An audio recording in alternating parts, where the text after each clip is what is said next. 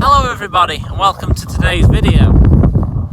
And in today's video we're talking about a very sore subject. That is the Labour government's autumn budget 2024.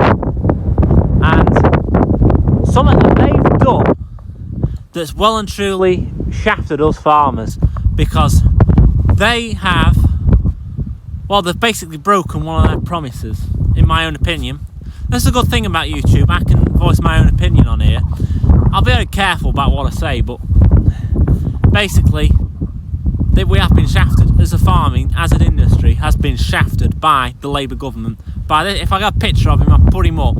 The Labour leader, Sir Keir Starmer, and the Chancellor of the budget person, that woman that delivered the budget, shafted us farmers. I'll tell you why. They have the agricultural relief inheritance tax thing. They have got rid of it. So basically, if my dad died before, the inheritance tax is got relief on it. So the value of the farm and all the assets, I won't get taxed heavily on.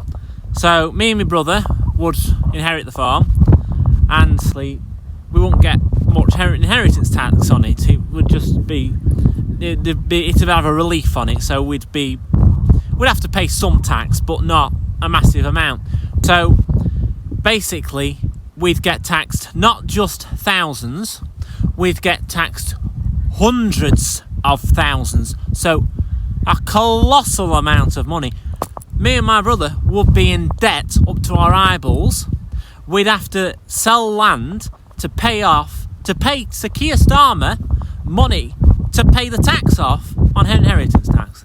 And that is all because he's changed the budget, and he thinks he's done the right thing, because he's saying, I'm taxing for the working people so that the working people aren't getting taxed. I'm a working person. I'm up about 4:45 in the morning. I start milking my cows at 5 o'clock every morning. Right? Me and my brother are up at that time, and my parents are as well, and we're being taxed. You're telling us that we're not being taxed, but you are. If they die, if my dad can't afford to die right now. He can't afford to. If he dies, there'll be no farm left. We've just wiped it out. We'd have to sell a considerable block of land to pay the inheritance tax, to pay the death inheritance tax. Just why? Why do that to us? Why? It's just bonkers. Sir Keir Starmer's just shafted us. He's just kicked us in the f***s. I might have to beat that bit out.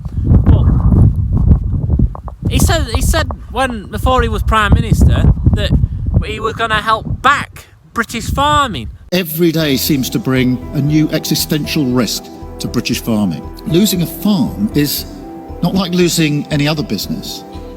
It can't come back. That's why the lack of urgency from the government, the lack of attention to detail, the lack of long-term planning, it's not on. You deserve better than that. Because we're not thriving like we should. You just kicked us in the balls and told us that you're going to tax us now. Why?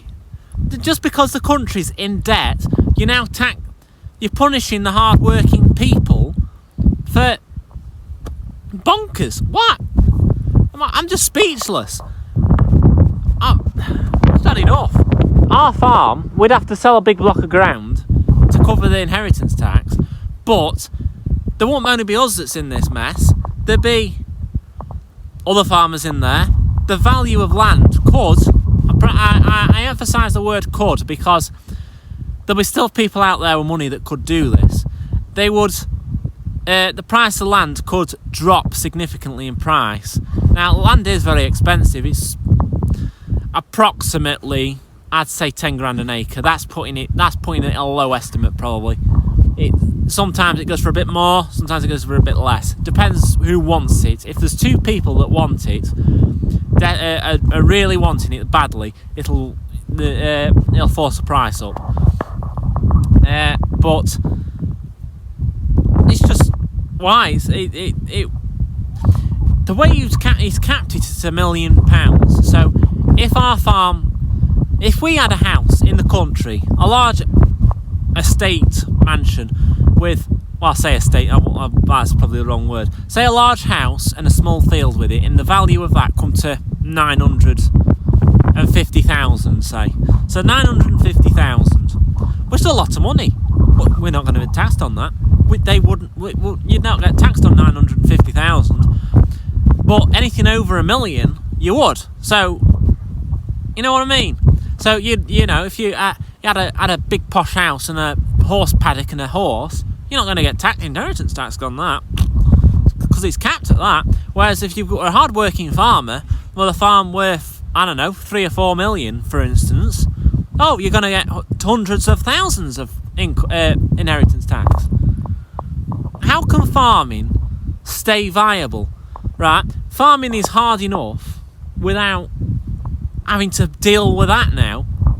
You've got all the red tape, rules and regulations on producing food, of looking after your animals. Now, I think I do a pretty good job of looking after my animals. I've put my heart and soul into these. If anything ever ill or tragic happens, I'm actually heartbroken. I really am. Because I've cared for them animals and I've done my bit to look after them. So, if something bad happens to them, I take it to heart badly. And it's really, you know, it really puts pressure, a mental strain on a farmer when something goes wrong and whatever. Now you've just added that on top, the inheritance tax. Just what's the point in carrying on? Why? You can't actually afford to die now. You're taxing people when they die. Just what's the point in that? So if my dad died now, he's 70 now.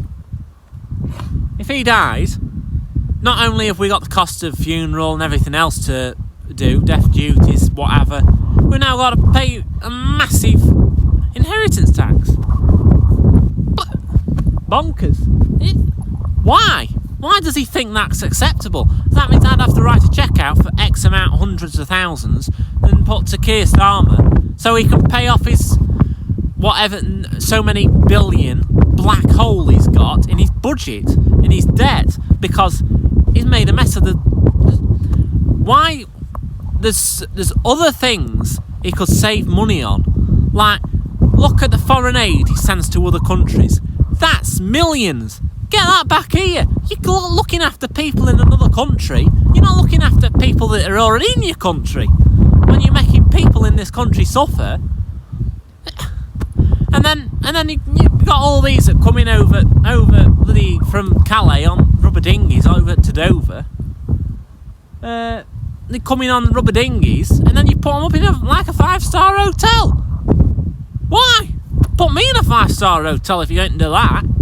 You know, put your own people, your own citizens of this country. Look after the own people in your own country. Try and bring money in from somewhere else, because you're taxing hard-working people. I can't see how family farms like my own are going to be able to afford to carry on, because I'm going to take on an X amount, hundreds of thousands worth of debt when my dad dies, when my parents die, because why would I want to do it? I'd rather sell up. You can't afford to die in this industry anymore. You can't afford to die in this country. You'd make more money. I'd make more money if my parents, if they cop for it now, put them in freezer and just say, they're still living. I've not seen them for a few weeks, But that's a point of joke on it, obviously. But I'm telling you, it's madness. Why? It's just... He says he cares about the hard-working people of this country. Right? I hope that the Labour government, right, get voted out in the next election. I don't want them in.